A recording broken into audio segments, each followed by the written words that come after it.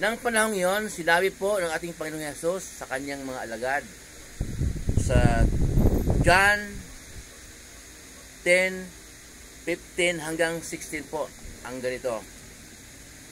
Ako nga ang mabuting pastol, kung paano kilala ako ng Ama at siya'y kilala ko, gayon din naman kilala ko ang aking mga tupa at ako na may kilala nila. At inialay ko ang aking buhay para sa aking mga tupa. Mayroon akong iba pang mga tupa na wala pa sa kulungang ito. Kinakailangan sila'y ipasok ko rin at pakinggan nila ang aking tinig, sa gayon magkaroon ng isang kawan na may isang pastol. Yun po. Madalas ko po itong binabasa at pinopost. Kasi po ito pong verse na ito, marami pong aral, sanga-sanga po. Kaya kung ipopost ko po lahat na isang post lang, sayang po kung hindi pakinggan yun. Sayang po yung magandang balita ng ating Panginoong Hesus, salita niya, kung hindi mapakinggan lahat, no? Nauna ko po sinabi na ang iyong lingkod po, may verse na binabanggit eh. Kaya hindi po mula sa akin ang mga salita ko, kundi mula sa Diyos. Banal na Espiritu ang nangunguna po sa akin para masabi ko ang mga salita ng Diyos. Ang sabi po natin Panginoong Hesus, siya daw po ang mabuting pastol. Okay? Kung paano siya kilala ng Diyos Ama makapangyarihan sa lahat, ganun din kilala din niya. Kung paano din niya kilala ang kanyang mga tupa, kilala rin siya. Okay? Yung tupa po, yun po ay tininghaga po yun, hindi tupa na hayop ha. Yung tupa po yung sinasabi ni Jesus, yun po ang mga anak ng Diyos. Kasi po, kung anak ka ng Diyos, nanaisin mo makinig ng salita ng Diyos. Sa Diyos ka, pag gusto mo makinig ng salita ng Diyos. Kung ayaw mo salita ng Diyos, hindi ka sa Diyos. Sinabi niya yon sa ibang talata. Biblical din po yun. Ang sabi po niya, mayroon pa siyang iba pang tupa na wala pa sa kulungang ito. Okay?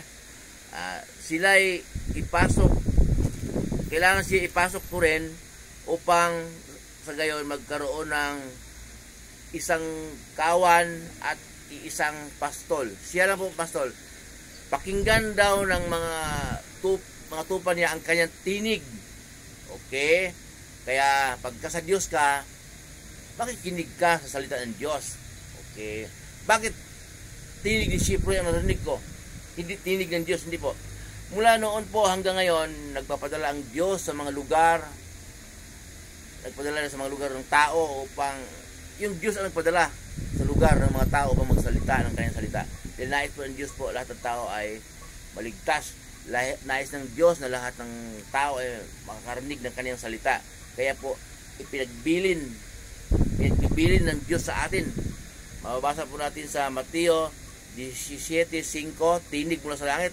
Salita yun ng Diyos na makapangyarihan sa lahat. Ang sabi, ito ang minamahal kong anak na lubos kong kinalulugdan. Pakinggan ninyo siya. Malinaw po yun. Sinong kukontra noon? So, turo ni Jesus ang pakinggan natin. Si Jesus ang tinutukoy niyang anak. Turo ni Jesus. Mababasa po natin sa Mateo hanggang aklat ni Judas bago pahayag. Ang iyong lingkod naman, pinagkalooban ng Diyos ng banal na Espiritu, binabasa naman ang mga verse na mga turo ni Jesus at pinopost ko po sa FB at sa YouTube. Bakit ko pinopost? Kasi po ang sabi po dito, sa gayon, magkaroon ng isang kawan at isang pastol. So, isang kawan lang yon. Yung kawan po, ay yun yung mga sumunod sa turo natin Panginoon Jesus. So, isang kawan. Si Jesus talaga ang tagapagturo. So, kailangan po pasakop tayo sa Diyos.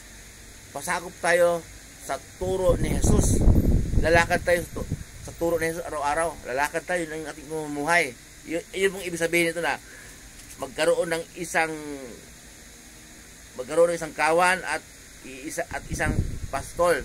So, pasakop tayo.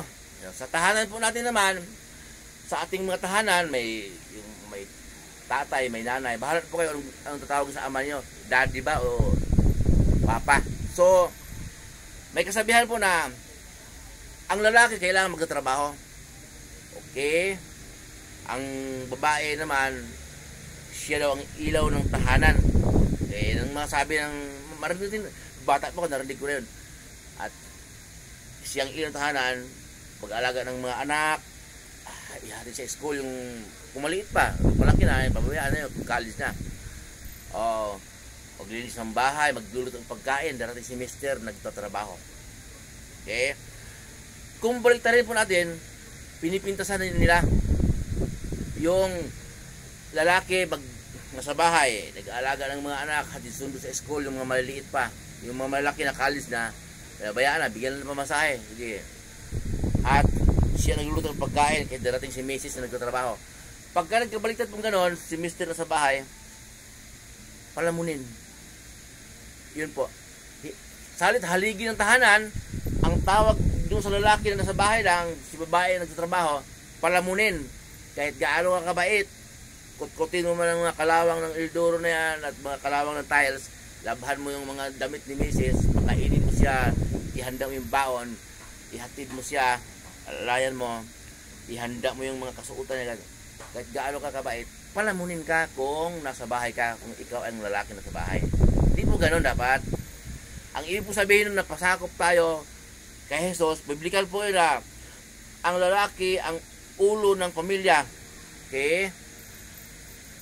Ang ulo naman ng mga lalaki ay si Jesus. Yun. Sa pananampalataya yun. So, kung magkagayon na ang babae ang nagtatrabaho, pinag-usapan kasi nila yun eh, kaya nangyari yun. Si babae, guro man. Guro, teacher, malaki ang sildo. O kaya, manager ng bangko. O di ba, malaki sildo.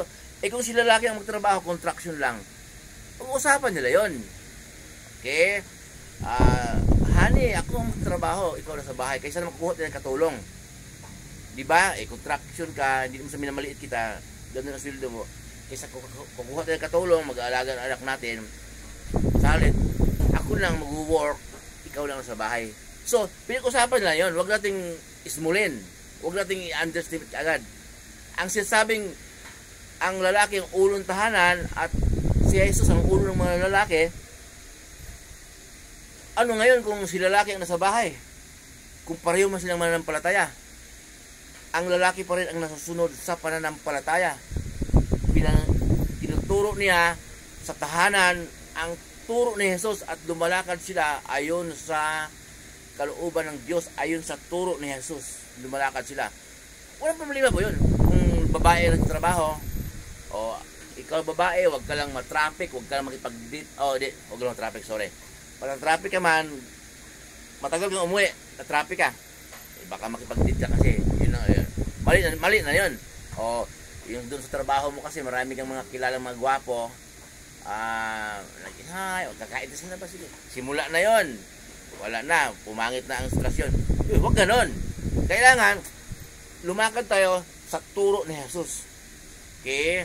Nandyan si Mr. sa bahay, naghihintay, naglilinis ng bahay, nagluluto ng pagkain, nag-alaga ng mga anak. So, si Jesus ang ulo ng mga lalaki at ang lalaki ang ulo ng tahanan.